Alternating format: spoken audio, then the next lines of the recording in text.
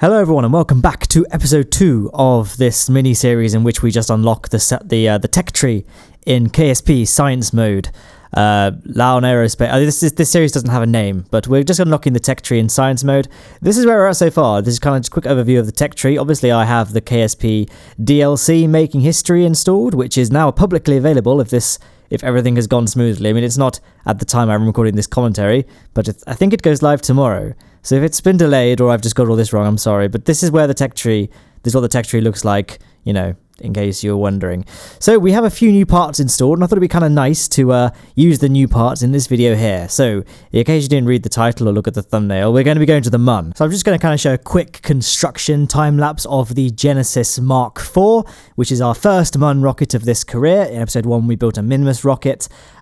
This time we're going to step it up, go to the MUN, which is more difficult than Minmus. I generally recommend Minmus should be the first place you go to as a beginner. And then once you've kind of done that, got some more parts unlocked and are ready for a bit more of a challenge, you go to the MUN. So I'm going to build in this rocket here, using some of the new parts. Obviously we've got the Gemini capsule at the top, which is kind of ironic given that, Gemini wasn't a MUN program, a moon program, that was the Apollo. But gone for the Gemini pod just because it seats 2 Kerbals. I thought it'd be a good idea to not only bring a scientist, which is what we did for the Minmus mission, but also bring a pilot as well to actually handle, the steering of the craft, so that, we can make maneuver nodes and things even when we're not got a consistent connection to the KSC.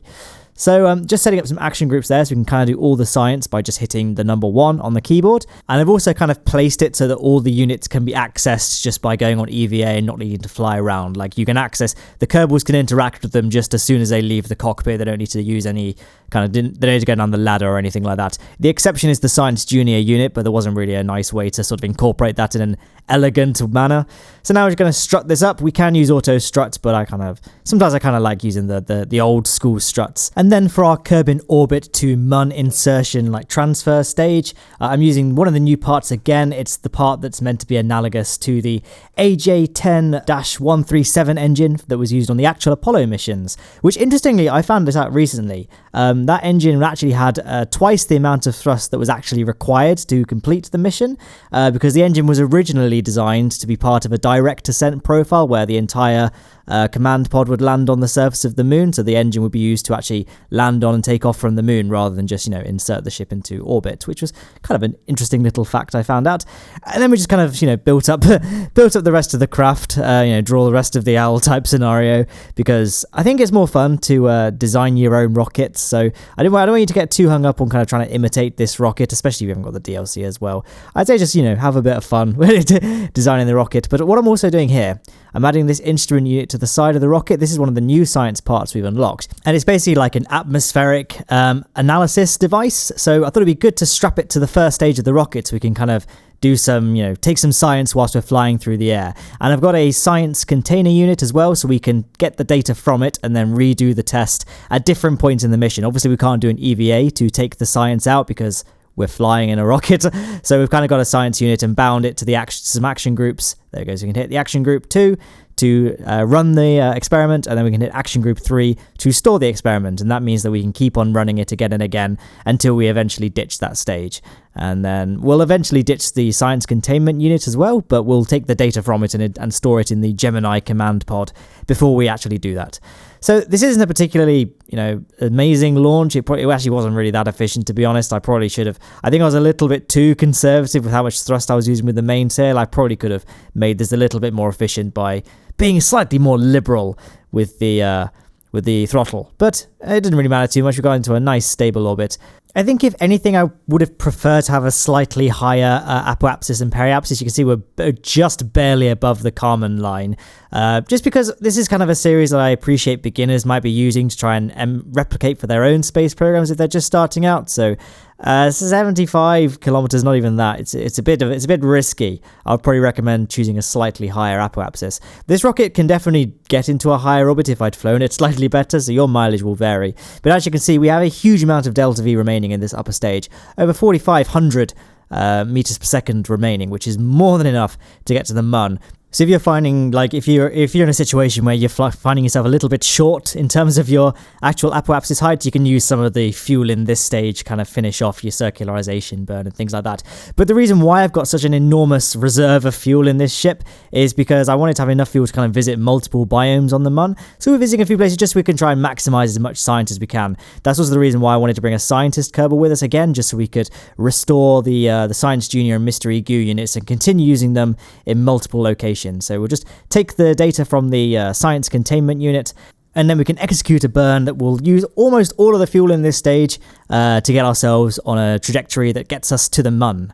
And then we'll do kind of the circularization using the lander itself, and then ultimately, land with the lander itself. Yes, this is a direct ascent mission. For those that can tell, there's no kind of Apollo-style command pods or anything like that, or docking or separate landers. But I wanted to keep this simple, and generally, it's more efficient to do direct ascent in Kerbal Space Program, and Apollo only kind of really made sense in the real world with NASA, because direct ascent, first of all, would have required a much bigger rocket. The rocket required would have had to be about 60% heavier than the Saturn V. The design for this is called the C8 or the Nova, and I've been thinking about doing a video on that for a while, actually, kind of the bigger brother of the Saturn V. One of the reasons we didn't actually build it was because there was no factory available that was big enough to house the fuel tanks, which is kind of an interesting bit of trivia there.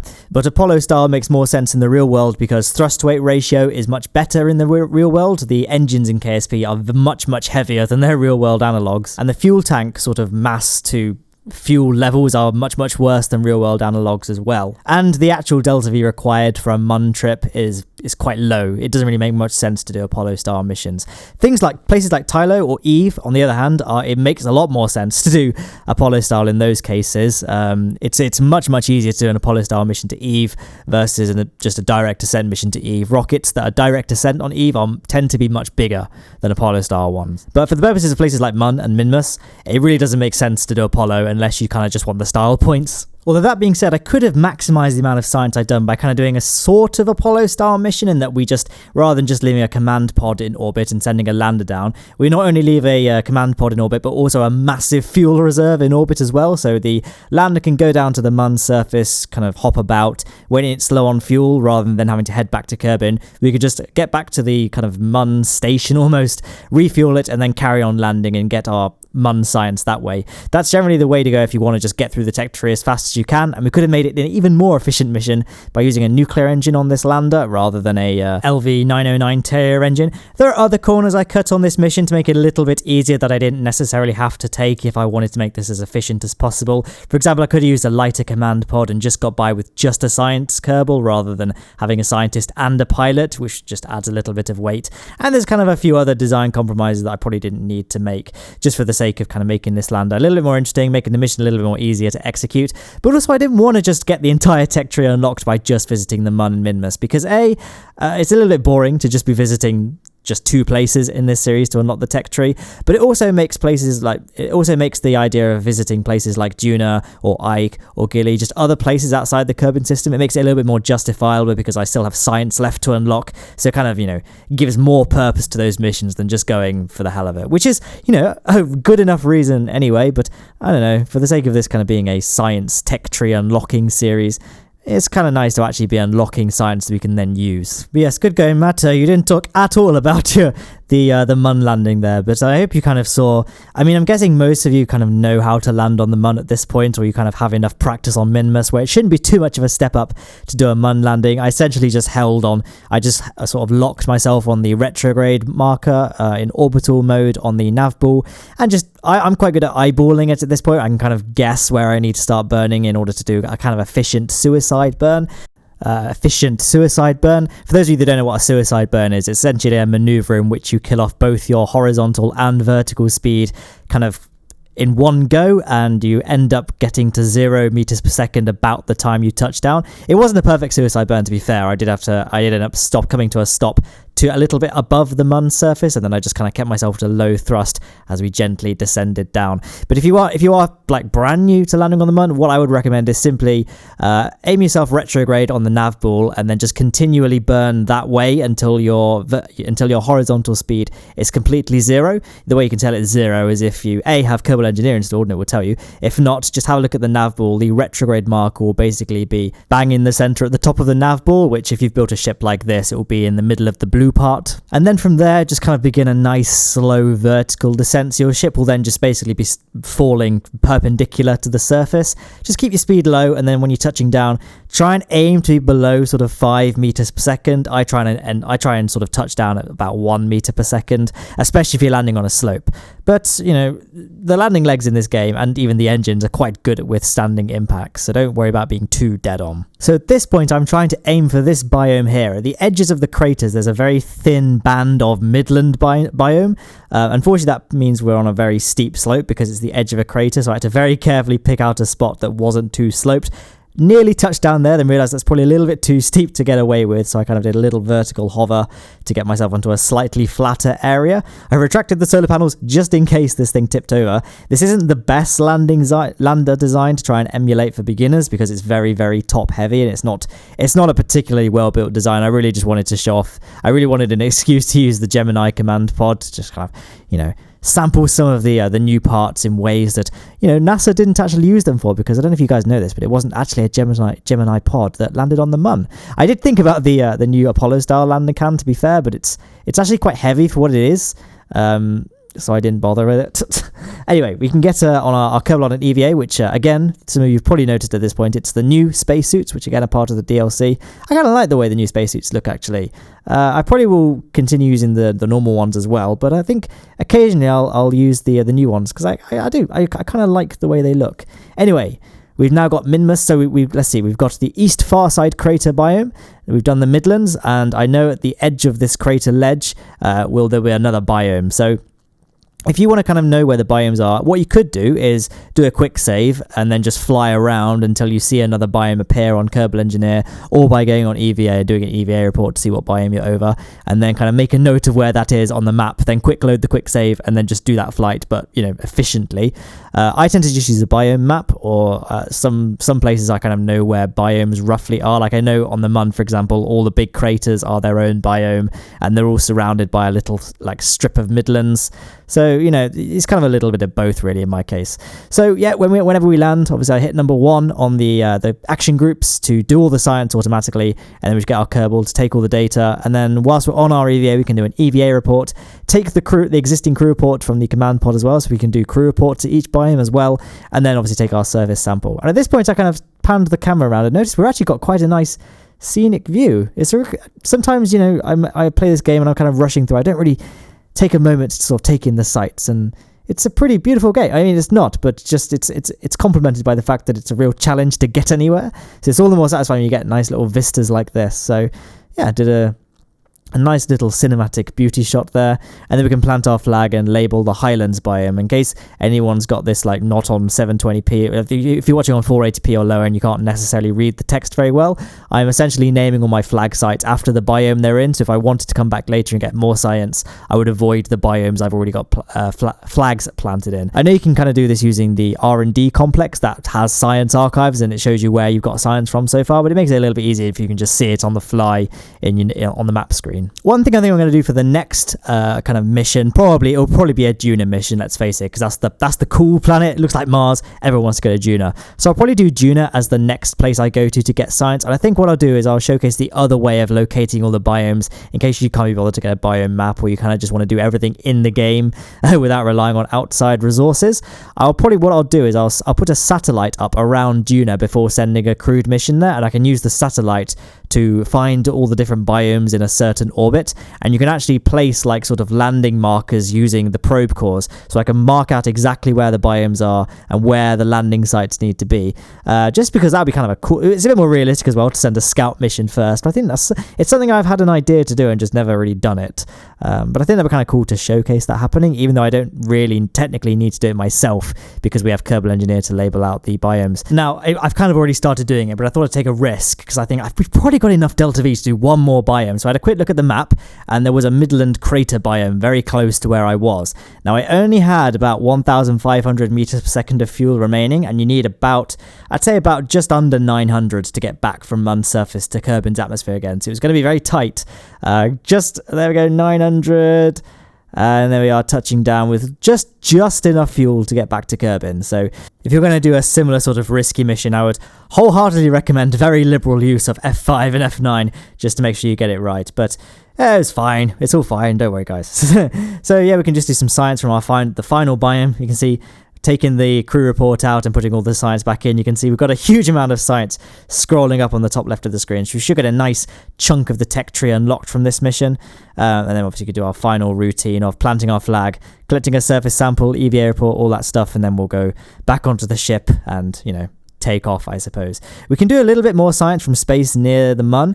Some of the experiments like EVA report and the gravity scanner, the Gravioli unit, they can do science from above certain biomes, whereas the Science Junior, it would always be, from science from space near the Mun. But things like the gravity scanner, that will be from space just above the Highlands and just above Midlands. So you can kind of get biome specific science from above. I was about to say from the air, but from just above with certain experiments, and obviously the EVA report as well. So because we didn't have that much delta V remaining, we're going for a very flat ascent, so we can spend as much of our fuel as we can on just focusing on our horizontal velocity rather than wasting it on vertical speed. Although that being said, the beginning of our ascent had to be sort of started off with quite a steep vertical rise in order to ensure that we would clear the edges of the Midland crater biome. But it was all fine. We had plenty of clearance. So now we're in orbit. Well, we're nearly in orbit. Let's just do our burn so we can, make sure we're caught up all okay. And there we are. Nice circular orbit. So the moment at which kind of periapsis and apoapsis swap,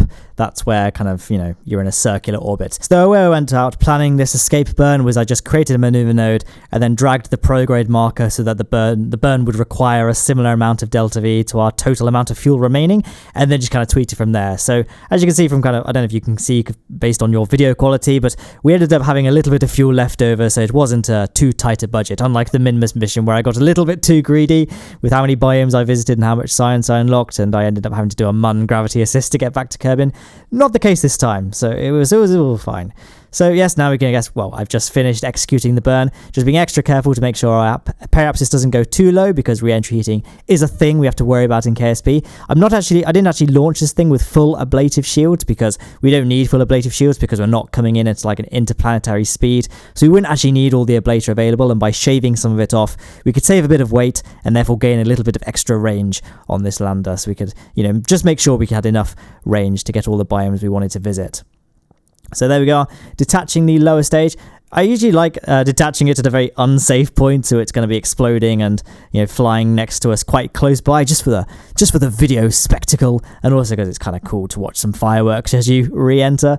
But all that's said and done now, so we can just admire the plasma as it all dies down, and we kind of get to safer speeds to the point where we can deploy our parachute and just settle down knowing that the mission has all gone okay. So I didn't land in the sea because this isn't an Apollo replica, so we didn't need to worry about landing in water. So I didn't really bother trying to line myself up with any particular biome, because I thought, well, if I land in the water, then it would be like, oh yes, we've imitated the Apollo style. If we don't land in water, we'll either land at the KSC, which is a really impressive way to end the video, or the most likely outcome is we would have landed somewhere like the Grasslands biome, which is a new biome that we've never visited on Kerbin, so we can do an EVA report from just above the surface, then we can do an EVA report at the surface, take a surface sample and a crew report, just to get a little bit of extra science. It's not a huge amount of extra science because we're still on Kerbin, so you don't net that much, but it's something. And there's our total. So we earned 2,677 science units from this mission. So, despite it being a harder mission, we actually earned more on our Minmus mission, because Minmus is easier, but you just get more science to go into Minmus because it's further away. And so I guess just the game determines distance as the number one factor in terms of how much science you can get, even though, Minmus is easier, which is just another reason why I recommend Minmus as the first place beginners should visit rather than the Mun. The only downside really is that in career mode, you don't get Minmus contract straight away, but this is easily fixed by just getting any Mun contract done. So just do a Mun flyby and that unlocks the Minmus missions. At least last time I checked. It does get rebalanced a lot, so that might not apply now. But I think I'm pretty sure as of right now, March 2018, that's how you get the Minmus contracts. So now we're just kind of unlocking the tech tree, just, standard procedure really. I have all the parts that I kind of want to have unlocked already unlocked, so now we can just kind of get all the surplus pieces whilst we're essentially just working our way to the end of the tech tree. So you can unlock some of the kind of the nicer quality of life features like better landing gear, cooler command pods, better batteries, that sort of thing. But there's no part that was like is like really, really essential at this point. So just kind of working our way through the nodes at this point. The priority you should really give things to is unlocking all the science experiments, and we have all the science experiments now, so now there's really no priority that we need to put things into. Although I probably won't bother getting actuators until we have just like more science than we know what to do with with the claw unit, because I don't really have much interest in doing asteroids. I mean, I guess if you want to do asteroids, you should get it, but other than that, and spaceplane parts as well is the other one that you probably don't need to invest that much science into when you're just trying to work your way through the tech tree. Again, unless of course you want to build SSTOs and launchers, although bear in mind the Rapier is right at the end of the tech tree, so it's not really that feasible to unlock it mid-tech tree unlocking. You'll generally get it when you've pretty much maxed out the tech tree anyway. But SSTOs are useful for career mode because you're only spending money on fuel, so you can recover the whole craft, so they are quite cheap. Science mode though, money is no object, so we don't really need to worry about things like that. So anyway, I hope you enjoyed this episode of this series. Like I say, next episode is going to be Juno hopefully, and there's some links in the description for my Twitter, Patreon and Discord if you're interested in any of those, and on screen are some videos. So top left is just the previous episode of this series, top right is the full playlist, and bottom right is specially chosen for you by YouTube's algorithm, and bottom left is just my most recent upload, whatever that may be. So thank you for watching this video, and I hope you enjoy the rest of your day.